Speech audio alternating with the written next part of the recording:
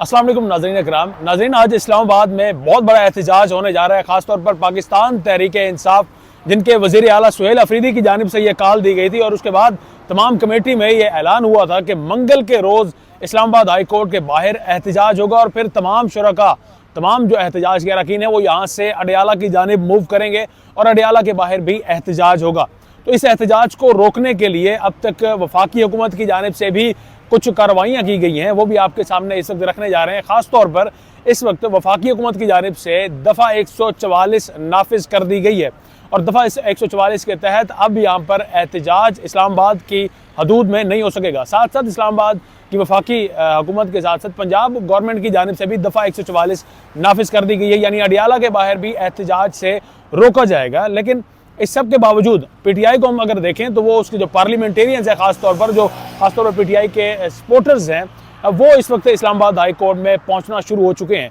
Police की यहाँ पर हमें भारी नफरी तैनात नजर आती है, खारदार तारें भी यहाँ पर लगाई गई हैं और रास्तों को भी बंद किया गया है। सिर्फ एक रास्ता जो है वो खुला रखा गया है रेड जोन में दाखिले के लिए। लेकिन उसके बावजूद भी कुछ यहाँ पर ऐसे हमें नौजवान मिले हैं, कुछ ऐसे अफराद मिले हैं जो कि बड़े दूर से सफ़र करके यहाँ पर एहतजाज के लिए पहुँचे।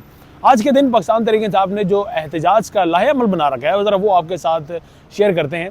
सबसे पहले होगा यूँ कि केपीके की जो आवाम है वो वहाँ से निकलेगी, स्वाबी इंटरचेंज तक केपीके की आवाम आकर बैठेगी और उसके साथ ही पार्लियामेंटेरियंस रेड जोन में इस्लामाबाद हाई कोर्ट के बाहर यहाँ पर प्रोटेस्ट अपना रिकॉर्ड करवाएंगे।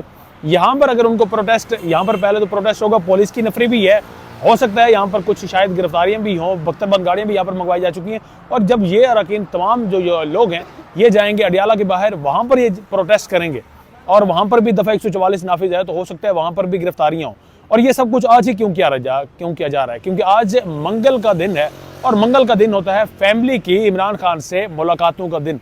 तो आज अगर इमरान खान की मुलाकात उनकी अपनी फैमिली से नहीं हो सकी तो उसके बाद ये एहतजाज जो है हो सकता है कि ये शिद्दत इसमें मज़ीद आ सकती है, क्योंकि जो लोग स्वाबी इंटरचेंज पर मौजूद होंगे वो स्वाबी से मज़ीद एक तो मोटरवे को बंद करेंगे और दूसरा उनका ये भी ऐलान हो सकता है कि स्वाबी से लॉन्ग मार्च की सूरत में वो इस्लामाबाद का रुख कर सकते हैं।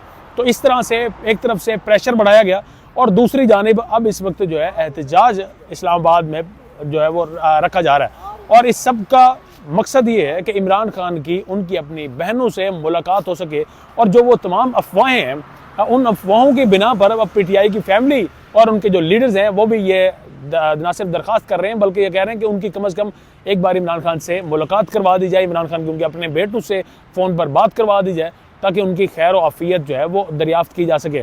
तो अब इस वक्त यहाँ पर पुलिस की भी भारी नफरी है और चंद ही लम्हों बाद पार्लियामेंटेरियंस की भी बड़ी तादाद है जो पार्लियामेंट से आएंगे और इस्लामाबाद हाई कोर्ट के बाहर यहाँ पर एहतजाज अपना रिकॉर्ड करवाएंगे और फिर यहाँ से अडयाला जाएंगे। और आपको याद होगा पिछले जुमेरात को सुहेल अफरीदी तकरीबन पूरी रात वहाँ पर बैठे रहे।